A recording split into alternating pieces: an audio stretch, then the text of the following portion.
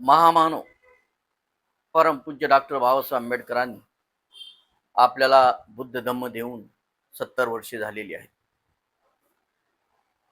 या 70 वर्षामध्ये आपल्या भारत देशामध्ये किंवा महाराष्ट्रामध्ये असे असंख्य विहार निर्माण झालेले आहेत. काही राजकीय पुढाऱ्याच्या निधीतून निर्माण झालेले आहेत, काही आपल्या समाजाच्या कार्यकर्त्यांनी स्वखर्चाने निर्माण केलेली विहारे आहेत. जी राजकीय कार्यकर्त्याच्या यातून विहार निर्माण झालेली आहेत, त्या ठिकाणी त्या कार्यकर्त्यांचं राजकीय अड्डा झालेला आहे. आणि जे समाजाच्या पैशातून विहार बांधलेली आहेत ते बाबासाहेबांच्या बुद्ध धम्माचं काम करीत आहेत. आज मला प्रश्न पडलेला आहे की आपले बुद्ध विहारे आहेत ते आपली बुद्ध विहार आहे का समाज मंदिर आहे हेच कळत नाही. 100%पैकी 95 विहारामध्ये समाज सुधारकाची लाईन लागलेली असते. म्हणून तुम्ही समाज मंदिरामध्ये समाज सुधारकाची फोटो लावू शकता, पण बुद्ध विहारामध्ये फक्त आणि फक्त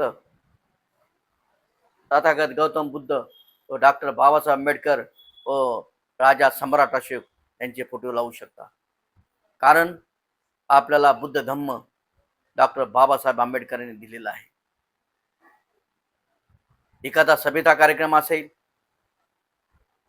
की समाज मंदिर असेल, त्या ठिकाणी तुम्ही समाज सुधारकांचे फोटो जरूर लावा, आमचं काही म्हणणं नाही.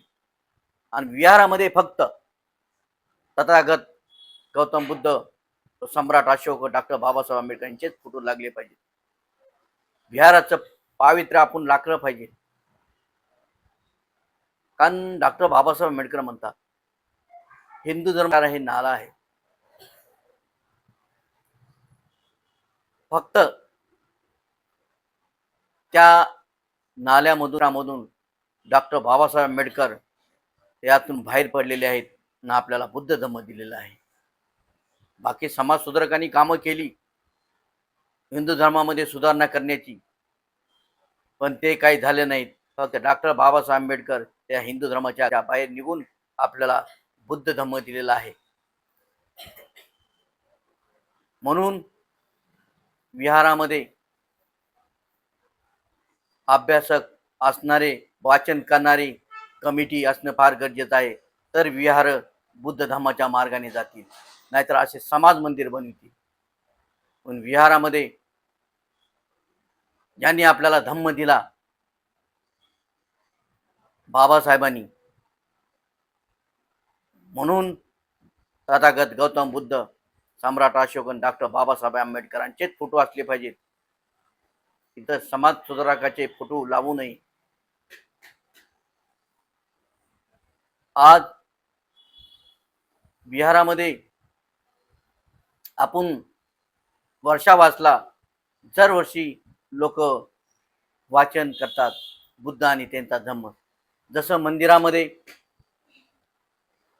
रामायण पोथीपुराण दरवर्षी वाचलं जातं, तसं बुद्ध आणि त्यांचा धम्माचा राट लावला जातो. पण बाबासाहेबांनी बुद्ध आणि बुद्ध धम्म जर तुम्हाला समजून घ्यायचं असेल तर बाबासाहेबांनी 3 पुस्तके वाचण्यासाठी सांगितलेली आहेत. बुद्ध आणि त्यांचा धम्म, क्रांती प्रतिक्रांती आणि बुद्ध आणि कार्ल मार्क्स, हे 3 पुस्तकं जर तुम्ही वाचली तर तुम्हाला खरा बुद्धिझम कळेल, असं डॉक्टर बाबासाहेब आंबेडकरांनी सांगितलेलं आहे. म्हणून दरवर्षी बुद्ध आणि त्यांचा धम्म वाचण्यापेक्षा हे 2 पुस्तके बी त्या संकट वाचा, मध्ये आपल्याला बुद्ध धम्म काय आहे ते कळेल. पण लोकांना सांगितलं तरी लोक येरे माझ्या मागल्या, फक्त बुद्ध आणि त्यांचा धम्मच वाचतात. नळी पुंकिली सोनाराने इकडून तिकडे गेले वाले, बरीच आपल्यातील अभ्यासक मंडळी सांगते. पण लोक ऐकत नाहीत. मोठ्या मोठ्या बुद्ध जयंत्या साजरी करतात. त्या बुद्ध जयंतीमध्ये बी संयुक्त जयंती म्हणून लिहितात, संयुक्त जयंती. आणि त्यामध्ये सगळेच महापुरुष ते फोटो लावतात. अरे तथागत बुद्धांची जयंती आहे. आपण काय करतो, काय नाही याचं आपण भान राखलं पाहिजे. आपण डॉक्टर बाबासाहेब आंबेडकरांची जयंती साजरी करतो, पण जयंती साजरी करत असताना समाजाच्या स्वपैशाने जयंती साजरी करा. माझं तर म्हणणे आहे की इतर जातीला कोणत्याही पैसा मागू नका, कारण आपल्याकडे दानशूर व्यक्ती भरपूर आहेत. समाजाच्या पैशानेच जयंती साजरी करा आणि समाजातलीच अभ्यासक लोक, वैचारिक लोक ह्यांना बुद्ध जयंतीसाठी बोलवा. आज जयंतीच्या निमित्ताने आपली लोक सर्वीकडे वर्गणी मागतात, कारण बाबासाहेबांनी सांगितलं नाही की माझी जयंती तुम्ही साजरी कराच, कसेही करून करा, माझी जयंती साजरी करा आणि सर्वांना पैसे मागून करा, असं डॉक्टर बाबासाहेब आंबेडकरांनी कुठं म्हटलेलं नाही. जयंती साजरी करीत असताना फक्त समाजाच्या पैशातूनच जयंती साजरी करा,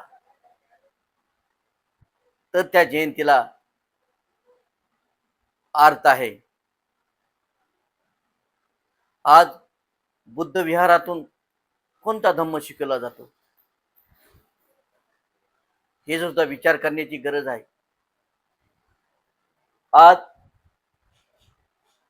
आपण भिक्खू लोकांना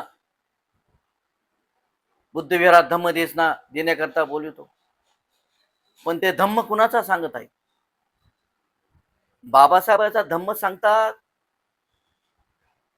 की महायान, हीनयान, वज्रयान, तंत्रयान यांचा धम्म सांगतात? कर्मकांडावर आधारित बुद्धिझम सांगतात? हे विचार करण्याची फार गरज आहे. म्हणून बुद्ध विहारामध्ये कमिटी ही अभ्यासक असणे फार गरजेचं आहे.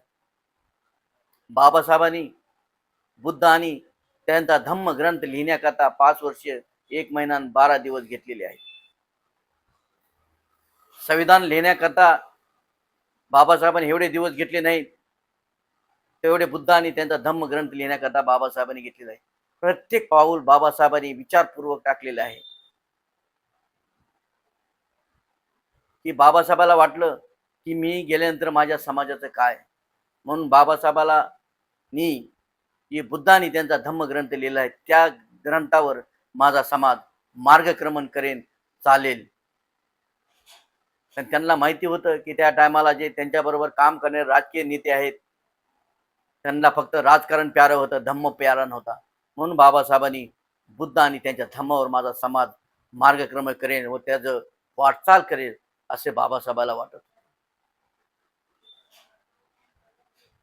म्हणून बुद्ध विहारामध्ये तुम्ही धम्म देण्याकरता भिक्खूंना सर्वांना बोलवा, पण ते कुणाचा धम्म सांगत आहे त्याचा विचार त्या ठिकाणी झाला पाहिजे. आणि त्याच ठिकाणी जे अभ्यासक लोक असतील त्यांनी बोललं पाहिजे, अरे हे तर बाबासाहेबांच्या बुद्ध ही धम्मामध्ये नाही, तुम्ही भंतेजी कसे काय सांगता? कारण 2500 वर्षामध्ये जी बुद्ध धम्मामध्ये भेसळ झाली होती, ती भेसळ बाजूला करून बाबासाहेबांनी बुद्धांच्या काळामध्ये जो बुद्ध धम्म अस्तित्वात होता तो खरा शुद्ध स्वरूपाचा बुद्ध धम्म बाबासाहेबांनी दिलेला आहे.